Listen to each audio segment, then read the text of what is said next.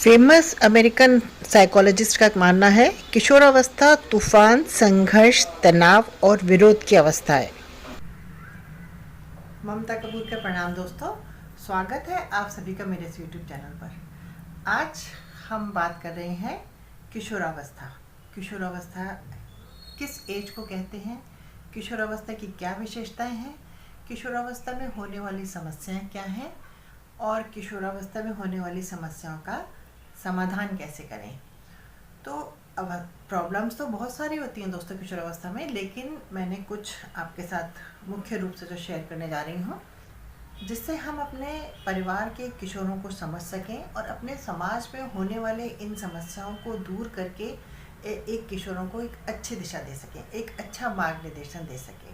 किशोरावस्था का काल संसार के सभी देशों में एक सा नहीं माना जाता है।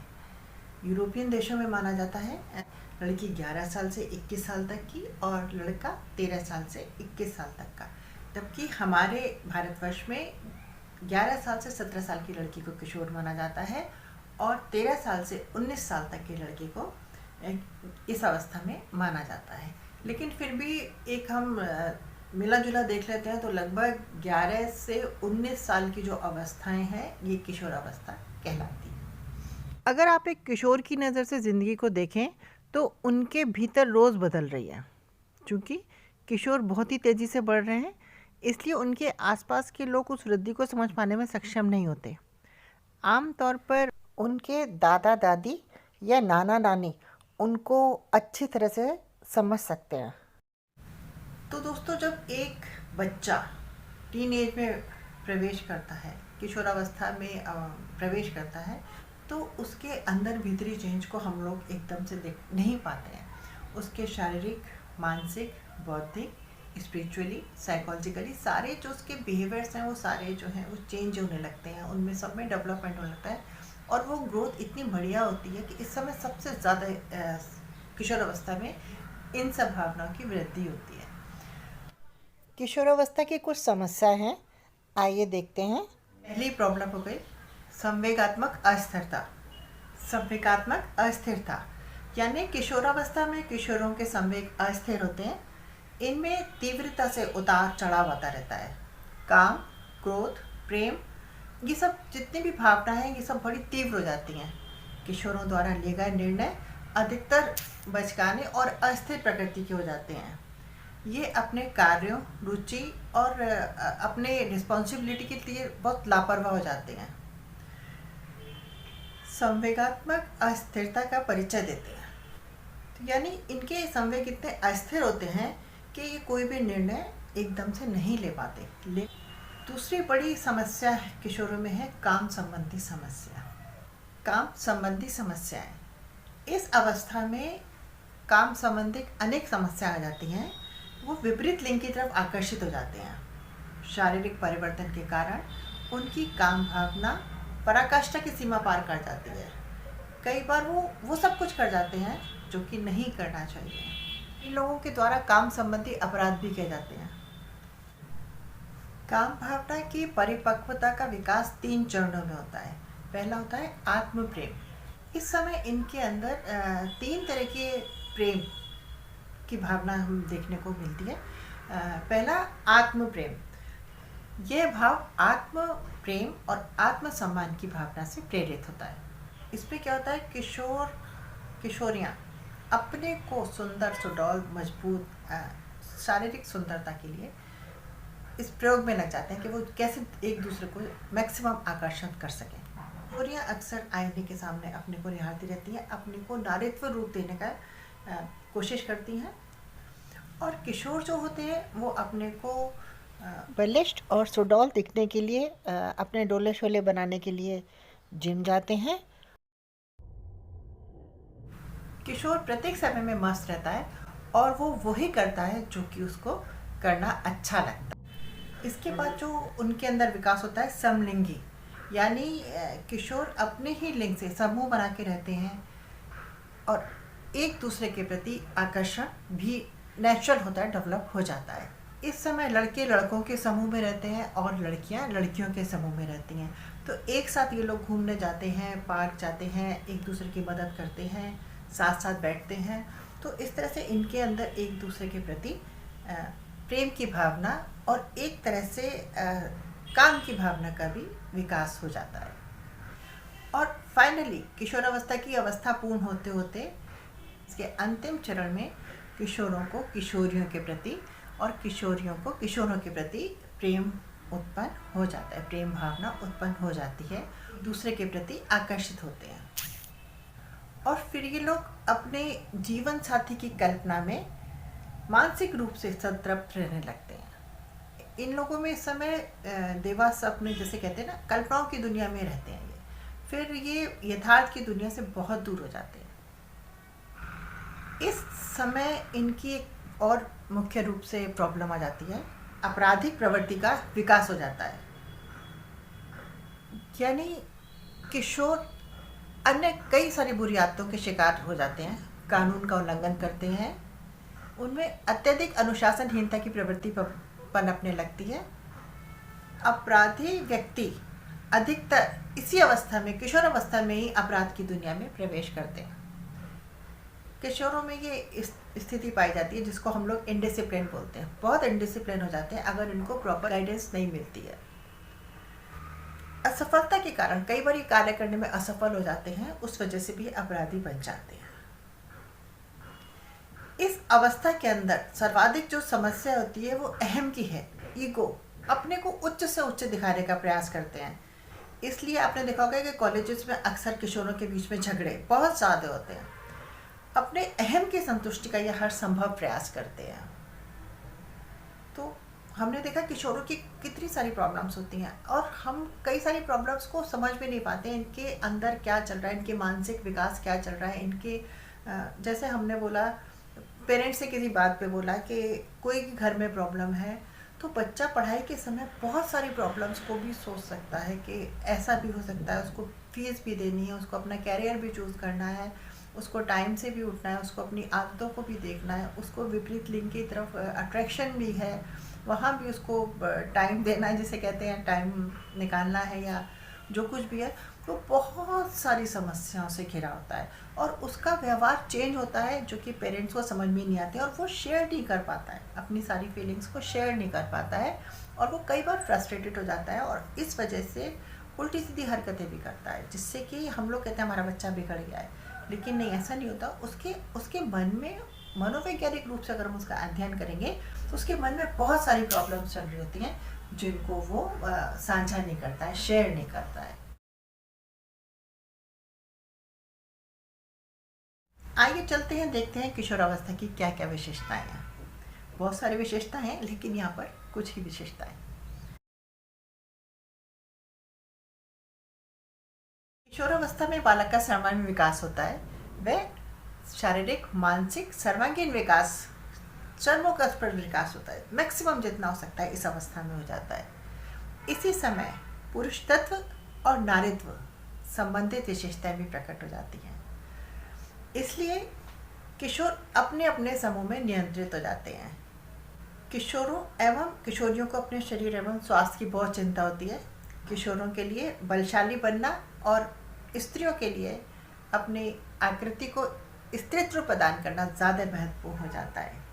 शारीरिक एवं मानसिक विकास के कारण उनके संवेगों पर भी प्रभाव पड़ता है। इस आयु के किशोर और किशोरियाँ भावात्मक जीवन व्यतीत करते हैं। अपने बात के आके सामाजिक मान्यताओं की परवाह नहीं करते हैं। उनको अपना इतना ईगो होता है, अपनी बात इतनी सॉलिड लगती है, सही लगती है। उनके अंदर आत्मसम्मान की भावना भी डेवलप हो जाती है। इस समय आत्मसम्मान की भावना का स्वयं भी विकास हो जाता है। किशोर समाज में वही स्थान प्राप्त करना चाहता है जो बड़ों को प्राप्त होता है, वही सम्मान किशोर चाहता है। इसलिए आत्मनिर्भर बनना, नायक बनना, इनकी प्रति कार्य करने के लिए आगे बढ़ के आना और महान पुरुषों की नकल करना इस उम्र में देखे जाते हैं। अस्थिरता शब्द का विकास के रूप में अर्थ है निर्णय लेने में चंचलता। किशोर अवस्था में लिए गए निर्णय अस्थिरता से भरे होते हैं। किशोर शारीरिक शक्ति के वशीभूत होकर निर्णय ले लेते हैं। उनके लिए जो लाभदायक कब और कई बार होता है कि ज़्यादा हानिकारक हो जाते हैं। इस समय किशोर अपराध की प्रवृत्ति का विकास हो जाता है। इस अवस्था के बच्चे समाज का उल्लंघन करते हैं और कई सारे कानूनों को तोड़ते हैं, जिनमें उनकी इस उम्र की सब विशेषता जिसे कहना चाहिए होती है अनुशासनहीन तोड़ना, गैर जिम्मेदारा, मतलब जिस चीज़ के लिए आप मना करेंगे वो वही करेगा। इस समय कामेंद्रियों का पूर्ण रूप से विकास हो जाता है और काम भावना भी अपनी चरम सीमा पर होती है, जैसे मैंने आपको बताया। जो बचपन में ये भावना सुप्त रूप में होती है, सुषुप्त अवस्था में होती है, सोती अवस्था में होती है, इस उम्र में आते आते वो काफ़ी बढ़ जाती है, पूरी हो जाती है, पूर्ण यौवन में फैल जाती है। मनोवैज्ञानिकों के अध्ययन से पता चलता है पेंसिल मुंह में देना, लड़कियां बार बार आंचल लगना, अपनी लटें संवारना, ये आदि विशेषताएं जो है वो स्पष्ट दिखाई देती हैं। समाज सेवा, किशोर अवस्था में समाज सेवा की बहुत भावना पड़ जाती है। लड़का ऐसा कार्य करते हैं जैसे उनके पिता करते हैं, एक आइडियल कर लेते हैं, आदर्श बना लेते हैं, वो उसका अनुसरण करते हैं। इस उम्र में कल्पना का बाहुल्य होता है, यानी इमेजिनेशन पावर उनकी बहुत बढ़ जाती है। कल्पना का दैनिक जीवन में प्रयोग होना, मन की चंचलता, ध्यान का परिवर्तन, ये इसका कारण है। ये यथार्थ से हटकर कल्पना जगत में रुकते हैं। मनोवैज्ञानिक इसी अवस्था को देवा स्वप्न कहते हैं। जब कोई वर्तमान में न होकर कल्पनात्मक दुनिया में रहता है, उसको देवा स्वप्न कहते हैं। अपराध वृद्धि, क्रिमिनल टेंडेंसी जिसको बोलते हैं, अपराध वृद्धि, इस अवस्था में अस्थिरता के कारण मानसिक झुकाव नाजुक स्थिति से होकर गुजरता है। इस अवस्था के बच्चे भौतिक जगत का बनावटी आकर्षण से प्रेरित होकर अपराध प्रवृत्ति की ओर प्रेरित हो जाते हैं, अपराध प्रवृत्ति की ओर आकर्षित हो जाते हैं और धीरे धीरे इनका जीवन अपराध करने के अलावा कुछ नहीं रहता और राष्ट्र और समाज में एक तरह का अपमान सहते हैं। ये कभी उच्च नागरिक नहीं बन पाते हैं। मनोविज्ञानों के मनोविश्लेषण से ये पता चलता है कि ये सामाजिक बनने के लिए छटपटाते हैं, लेकिन प्रत्यक्ष रूप से ये कुछ भी कर पाने में असफल होते हैं। धार्मिक भावों का उदय, इसी अवस्था में सामाजिक भावनाएं यानी एक दूसरे की सहायता करना, इसमें ये परिवर्तन आ जाता है। इसी समय किशोर एवं किशोरियां धार्मिक भावनाओं में भी विश्वास करती हैं। स्वाभाविकता का विकास, इस यानी ओरिजिनलिटी, जब कोई व्यक्ति अपने कार्यों में ओरिजिनलिटी लाता है, नवीनता लाता है, अपने कार्यों में कुछ फर्क करके दिखाता है जो कि दूसरे से कार्य में भिन्न है, इसको स्वाभाविकता कहते हैं, मतलब ओरिजिनल कुछ चीज़, ओरिजिनलिटी। अब हम बात करेंगे, बहुत सारी हमने समस्याएं देखी और किशोरावस्था की विशेषताएं भी देख ली। अब हम बात करेंगे इन समस्याओं का समाधान हम कैसे करें, यानी हम अपने किशोरों की पावर को, शक्ति को सही दिशा में कैसे ले जाएं, जिससे कि वो समाज कल्याण के काम आए, जिससे कि वो अपने लिए कुछ कर सके, अपना नाम कुछ कर सकें, ना कि अपनी एनर्जी को समाज के अनुशासनहीनता में लगाएं, समाज के किए गए कार्यों के विरोध में लगाएं, इनडिसिप्लिन बच्चे कहलाएं। तो हम चाहते हैं इन समस्याओं का समाधान।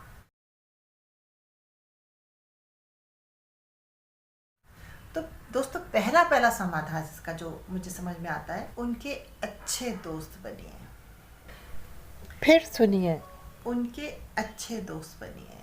जब एक अवस्था में जब बच्चा बहुत सारी मानसिक और शारीरिक परिवर्तनों से जूझ रहा है, शारीरिक परिवर्तन भी उसमें होते हैं, तो ऐसे समय में पेरेंट्स को चाहिए या उनके घर वालों को चाहिए कि वो एक बहुत अच्छे दोस्त बने, जिससे बच्चा अपनी सारी प्रॉब्लम्स पेरेंट्स को शेयर कर सके। ठीक है, उसको क्या प्रॉब्लम है, कहाँ उसको कौन सी प्रॉब्लम की वजह से वो उसको कठिनाई हो रही है आगे बढ़ने में, उसको एजुकेशन में कठिनाई हो रही है, उसको फिजिकल प्रॉब्लम की वजह से कठिनाई हो रही है, क्या प्रॉब्लम है, वो खुल के अपने पेरेंट्स को बता सके। तो सब इस समस्या का सबसे बड़ा समाधान ये है कि बच्चों के अच्छे दोस्त बनिए। उन पर दूसरा, उन पर थोड़ी जिम्मेदारी डालिए। जब हम एक बच्चे को थोड़ा रिस्पॉन्सिबल, हम कहते हैं कि तुम रिस्पॉन्सिबल हो, चाहे वो नहीं हो, लेकिन हम उस पर विश्वास रखते हैं कि वो रिस्पॉन्सिबल है, वो ये काम कर लेगा, उस पर हमें जिम्मेदारी डालनी है। उससे क्या होता है, बच्चा जो है वो, उसको लगता है कि पेरेंट्स मेरे पे, मुझे इतना ज़िम्मेदार समझते हैं और मुझे ये काम दिया है तो मुझे ये काम अपनी तरफ से बेस्ट करना है, क्योंकि इसमें उनको बेस्ट दिखाने की, बेस्ट करने की भी प्रवृत्ति होती है इस अवस्था में। यदि बच्चा, बच्चा मीन्स किशोर, किसी भी वजह से असहाय है तो हमें उसको लेके टीज नहीं करना है, उसको टीज नहीं करना है, लेकिन उसको इतनी सिंपैथी भी नहीं देनी है कि वो बच्चा जो है वो उस प्रॉब्लम से उबर ही ना पाए। जैसे कहते हैं ना, बच्चे की आंख कमज़ोर है तो या तो हम उसे टीज करते हैं, अंधे हो तुम्हें दिखता नहीं है, ऐसा भी कुछ भी बोल सकते हैं, या ये तो देख ही नहीं सकता है। तो इस तरह की बात नहीं करनी है, और ना ही इस तरह की बात करनी है ये तो बेचारा प्रॉब्लम में है ना, इसको कुछ दिखाई नहीं देता है ना, तो ये सब भी बातें नहीं करनी है, बिल्कुल नॉर्मल रहना है। तो हाँ, लेकिन हमें ध्यान रखना है कि उसको ये प्रॉब्लम है, लेकिन उसको किसी तरह से टीज नहीं करना है, उसको असहाय नहीं बनने देना है, उस प्रॉब्लम की वजह से कहीं ऐसा ना हो वो कुंठित हो जाए और आगे ना बढ़ पाए, इस बात का हमें बहुत ध्यान रखना है। उन पर अधिकार मत जमाइए, माना वो आपके बच्चे हैं, आप उनका भला सब चाहते हो, लेकिन एक सीमा तक उन पर अधिकार जमाओ। अगर आपने उनको ज़्यादा अधिकार जताने की कोशिश करी तो वो टोटली रिजेक्ट कर देंगे, बिल्कुल नहीं मानेंगे। इसलिए प्रेम से उनको कोई भी बात समझानी है और अपना काम करवाना है। अपना काम मीन्स जो भी आप चाहते हैं कि वो बच्चा करे, उस कार्य की तरफ उसको प्रेरित करना है। लेकिन अगर आपने उसको ऑर्डर दिया तो वो नहीं मानेगा, इसलिए उस पर अधिकार मत जमाइए, प्रेम पूर्वक रिश्ता निभाइए। यदि उन्होंने कोई भी अच्छा कार्य किया है, चाहे वो अच्छे नंबर लेके आए हैं, चाहे उन्होंने किसी बात को ओबे किया है, आपके डिसीजन को माना है, समझ के माना है, ज़बरदस्ती नहीं, अधिकारवश होके नहीं, समझ के माना है, कुछ भी है, कुछ भी उसने कुछ भी अच्छा किया है, तो कृपया करके उसकी सराहना कीजिए। उसको सराहना में आप उसके शब्दों से भी कर सकते हैं, अपने व्यवहार से भी बता सकते हैं कि आप उसकी इस बात से बहुत खुश हुए हैं, और आप उसको कुछ गिफ्ट भी दे सकते हैं कि तुमने अच्छा काम किया है, तुम्हारी ये गिफ्ट बनती है। अगर आप उसके बिना किसी, उसने बच्चे ने कोई डिमांड करी और आपने जाके उसको दे दिया, ये लो, बच्चे ने कहा मुझे लैपटॉप चाहिए, आपने लैपटॉप ला के दे दिया, बच्चों ने कहा मुझे आज ये चाहिए, आपने ला के दे दिया, तो उसकी वो वैल्यू नहीं करता। अगर वो कुछ अच्छा काम करता है, बहुत सराहनीय योग्य कार्य करता है, जिसकी हमें सराहना करनी है, हमें भरपूर भूरी भूरी उसकी सराहना करनी चाहिए, और उसको इनाम बतौर कोई छोटी सी गिफ्ट, या जो उसकी जो डिमांड है, जो उसकी ज़रूरी आवश्यकता है, उससे संबंधित कोई भी चीज़ हम उसको दे सकते हैं। तो उसके कार्य को सराहना है हमें। कई बार ऐसा होता है कि बच्चा गलती करता है, आप उसको डांटते हो, फिर बच्चों को समझ में आता है, बच्चा सॉरी कह देता है। एक बार बच्चे ने सॉरी फील कर लिया ना, फिर आप उसके पीछे मत पड़ जाइए और उस बात को लेके मुंह फुला के मत बैठे रहिए कि तूने मेरा कहना नहीं माना, तूने ये नहीं किया था, मैंने तुझसे ये कहा था, तूने नहीं किया, अब सॉरी कहने से क्या होता है। नहीं, जब बच्चे ने एक बार सॉरी फील कर लिया है, उस बात को वहीं ख़त्म कीजिए। अगर बच्चा गलती कर रहा है तो कृपया करके मारपीट बिल्कुल ना करें, इससे बच्चा ज़िद्दी हो जाता है, और किशोरावस्था में ज़िद अच्छी नहीं है। बच्चे अपराध की तरफ झुक जाते हैं, बच्चे वहाँ चले जाते हैं जहाँ उनको प्यार मिलता है, वो उस दुनिया में चले जाते हैं और घर से दूर हो जाते हैं। इसलिए कृपया मारिए मत, मारपीट मत करिए बच्चों के साथ। और अगर वो गलती करते हैं तो उनको प्यार से समझाइए, उसके कॉन्सिक्वेंसेस बताइए कि अगर तुमने ऐसा किया तो ऐसा हो जाता, तुमने ऐसा नहीं किया तो ऐसा नहीं हो पाया, तुम ये कर सकते थे। ये बेटरमेंट के जो उसके जितने भी आपके पास तरीके हैं, वो बच्चे के साथ शेयर कीजिए, जिससे कि बच्चा अपनी गलती समझ के ऐसे कार्यों को ना करे जिससे को आगे जाके हानि हो। इस समय बच्चों के मूड बहुत जल्दी जल्दी बदलते हैं, अभी वो खुश हैं, अभी वो दुखी हैं, कभी खुशी कभी गम जैसे होता है। तो उनके मूड को पहचानने की कोशिश करिए, और अगर वो किसी भी प्रकार से डिप्रेस हैं तो उनको डिप्रेस होने का आप कारण ढूंढिए और उसका निवारण कीजिए। वो बच्चा तभी आपके साथ यही शेयर बात आ गई करेगा, पहली वाली। आप उसके साथ दोस्ताना व्यवहार करें, उसके सबसे अच्छे दोस्त बने। इस चैनल के अनुसार किशोरावस्था एक नया जन्म है। इसी अवस्था में उच्चतर और श्रेष्ठतर मानवीय गुण प्रकट होते हैं। के लिए दोस्तों बस इतना ही। अगले वीडियो में फिर आपसे मुलाकात होगी। धन्यवाद। हाँ, एक बात और, अगर आपने मेरा ये चैनल सब्सक्राइब नहीं किया है तो प्लीज़ मेरा चैनल सब्सक्राइब कीजिए। डिस्कशन तो हम लोग आगे पीछे करते ही रहेंगे।